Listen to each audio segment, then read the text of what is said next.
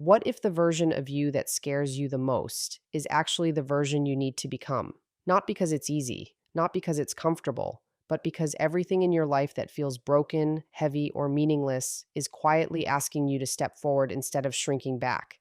This isn't about motivation. This is about truth. And once you hear it, you won't be able to ignore it. Fear is not an accident, and it is not a flaw in your personality. It doesn't appear to weaken you or stop you for no reason. Fear shows up precisely when something matters, when you are standing near a threshold that would change you if you crossed it. If you pay close attention, fear is rarely loud about trivial things. You are not terrified of what is meaningless. You are afraid of what would require you to grow, to take responsibility, to step into a version of yourself that can no longer hide behind excuses or confusion. Most people are taught to treat fear as something to eliminate, suppress, or outrun, but fear is more intelligent than that. It operates like a signal, pointing directly toward what you've been avoiding, but deeply need. The stronger the fear, the more likely it is that you are approaching something aligned with your potential. That's why fear intensifies around moments of truth, speaking honestly, making a decisive commitment, stepping into leadership, or choosing discipline over comfort. These moments threaten the fragile structure of the life you've built to stay safe rather than strong. Fear also reveals the cost of remaining the same.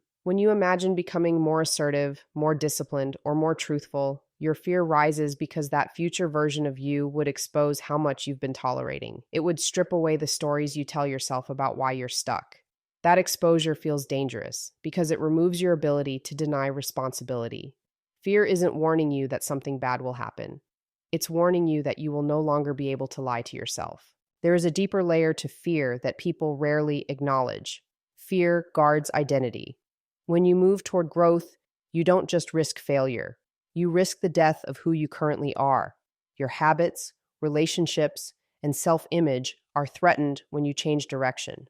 Fear steps in as a final barrier, testing whether you are willing to let go of familiarity for meaning. That resistance feels intense because the mind prefers predictable suffering over uncertain transformation. If you look honestly at your life, you will notice a pattern. The things you fear most are the things that would demand the most from you, not emotionally, but ethically. They ask you to act in alignment with what you already know is true. Fear appears when action would close the gap between who you are and who you know you should be. It is not a stop sign. It is a compass pointing toward the exact place where growth requires courage, structure, and accountability. Avoidance feels harmless at first. It disguises itself as patience, self-care, or waiting for the right moment.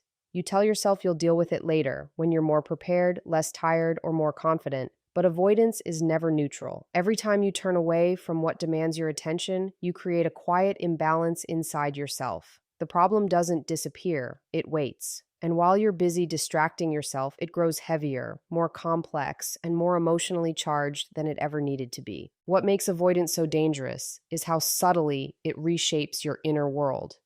You begin organizing your life around what you don't want to face.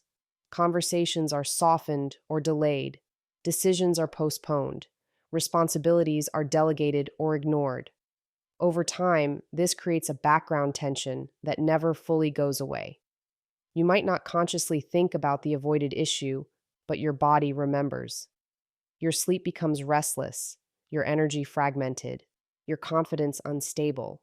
You feel stressed without knowing exactly why, because the source of the stress has been buried rather than resolved. Avoidance also corrodes self-trust. Each time you promise yourself you'll act and then don't, you send a message inward that your word doesn't matter. That internal betrayal accumulates. You start doubting your own intentions, questioning your discipline, and lowering your expectations of yourself. This is where suffering deepens, not because life is cruel, but because you've trained yourself to retreat from discomfort instead of meeting it directly. The pain of action is sharp but brief. The pain of avoidance is dull, chronic, and exhausting. There is a psychological weight that comes from carrying unresolved responsibilities. What you avoid becomes a constant mental tax. It consumes attention, emotional energy, and focus even when you try to escape it. You might scroll, work excessively, or stay busy, but the relief is temporary. The moment you slow down, the discomfort returns. This is why avoidance often leads to anxiety or a vague sense of dissatisfaction. Your mind knows there is something unfinished, something requiring courage, and it refuses to let you fully rest. The tragedy of avoidance is that it often masquerades as safety. You believe you're protecting yourself from pain, rejection, or failure. But in reality, you are choosing a slower, more corrosive form of suffering. Facing what you avoid would demand effort, humility, and accountability, but it would also bring clarity and relief. Avoidance steals those rewards and replaces them with prolonged tension and self-doubt. Over time, your world shrinks to the size of what you are willing to confront, and anything beyond that boundary begins to feel overwhelming, not because it is impossible, but because you've trained yourself to look away instead of stepping forward.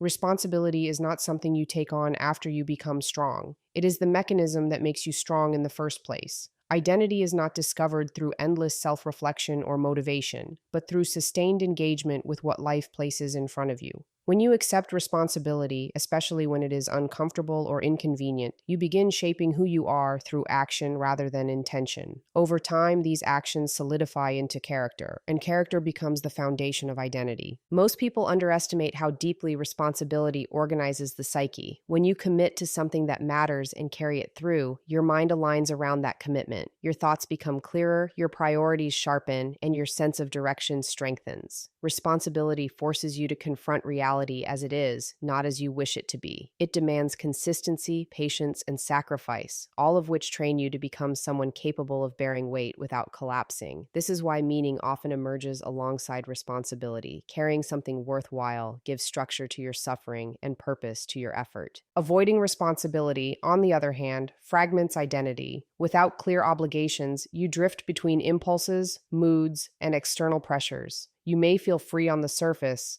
but internally there is instability. You don't know who you are because you haven't tested yourself against anything demanding. Responsibility is the arena where you discover your limits and expand them. Each burden you willingly shoulder reinforces a sense of competence, and that competence becomes self-respect.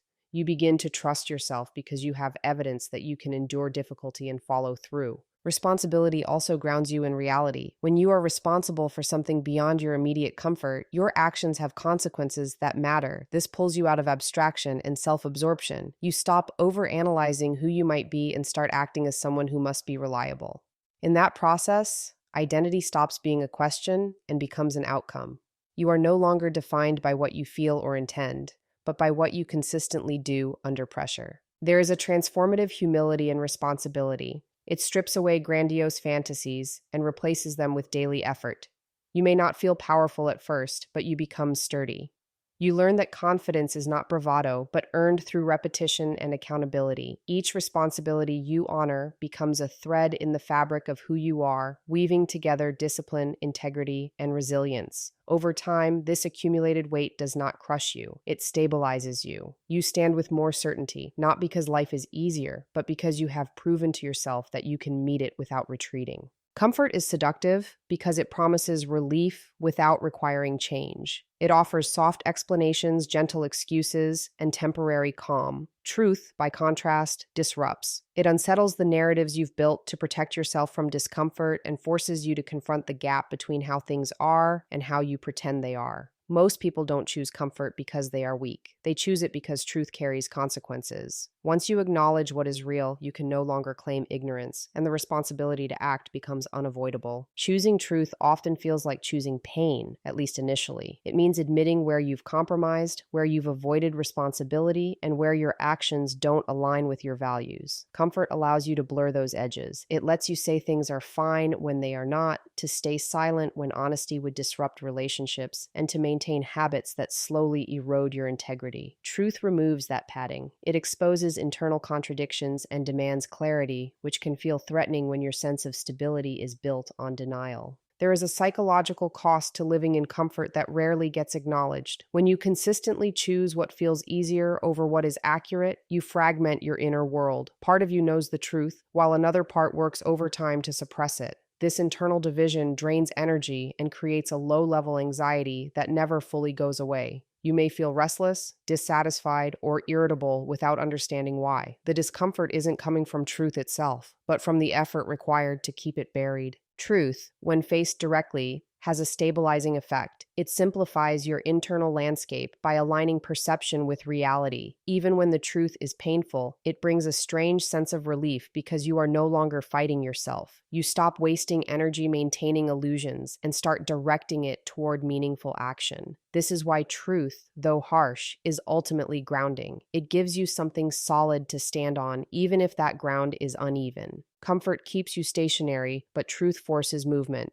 Once you see clearly, remaining the same becomes intolerable. That pressure is not cruelty, it is an invitation to grow. Truth asks more of you, but it also gives more back. It offers coherence, self-respect, and a deeper sense of integrity. While comfort soothes the surface, truth reshapes the foundation of who you are, demanding courage, honesty, and the willingness to endure short-term pain in exchange for long-term strength. Self-betrayal rarely announces itself loudly. It doesn't arrive as a dramatic failure or a single irreversible decision. Instead, it unfolds quietly through small moments where you know what you should do and choose not to do it. You stay silent when you should speak. You compromise standards you once believed in. You delay action even though clarity is already present. Each of these moments seems insignificant on its own, but together they form a pattern that slowly erodes your relationship with yourself. The most damaging aspect of self-betrayal is that it happens internally, beyond the view of others. You can still appear functional, successful, even confident on the surface, while internally losing trust in your own judgment and resolve. When you consistently override your inner sense of truth for convenience or approval, you weaken the part of yourself that knows how to navigate life honestly.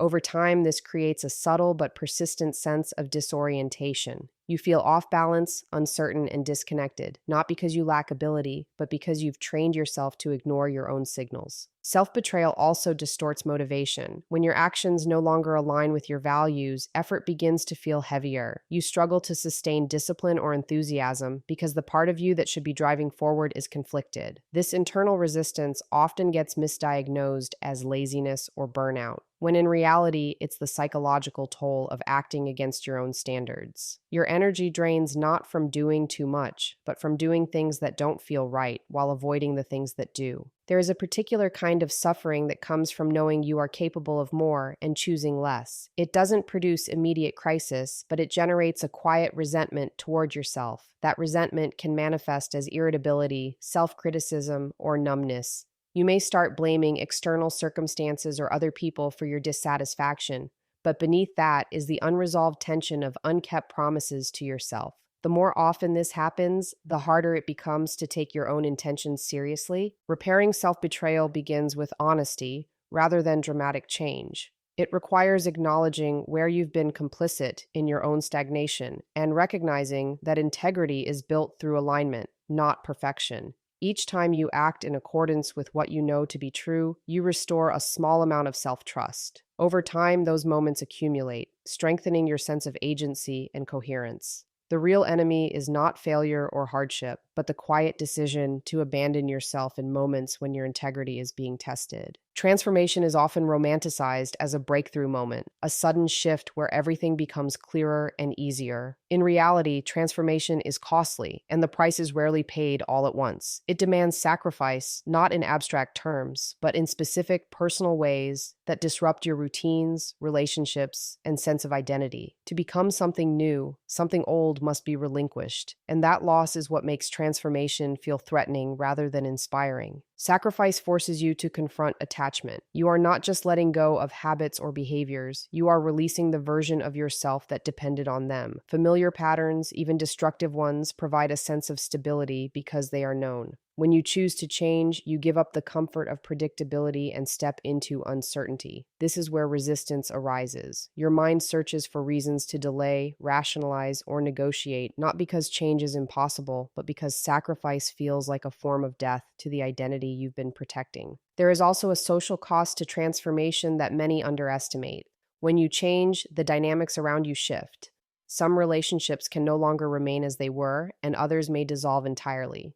This is not necessarily because you are doing something wrong, but because growth alters expectations and boundaries. Sacrifice may involve disappointing others, losing approval, or standing alone for a period of time. That loneliness can be unsettling, but it is often the space where a more authentic version of you begins to take shape. Sacrifice sharpens focus by forcing choice. You cannot become everything at once, and you cannot move in all directions simultaneously. Transformation requires prioritization, which means saying no to certain opportunities, comforts, and distractions. This narrowing can feel restrictive, but it is precisely what allows depth to develop. By giving up what is easy and immediately gratifying, you create room for something more substantial and enduring to emerge. What makes sacrifice meaningful is not the pain itself, but the alignment it creates. When you willingly give up what no longer serves your growth, you act in accordance with your values rather than your impulses. That alignment strengthens your sense of purpose and coherence. Over time, the sacrifices you make become evidence of your commitment to change. They mark the distance between who you were and who you are becoming, not through words or intentions, but through the irreversible choices you have made in the face of discomfort. Becoming who you are meant to be is not comfortable, but it is honest. Every step toward truth, responsibility, and sacrifice rebuilds your strength from the inside. The fear, the resistance, and the loss are signs that change is real. What waits on the other side is not ease, but self-respect and meaning.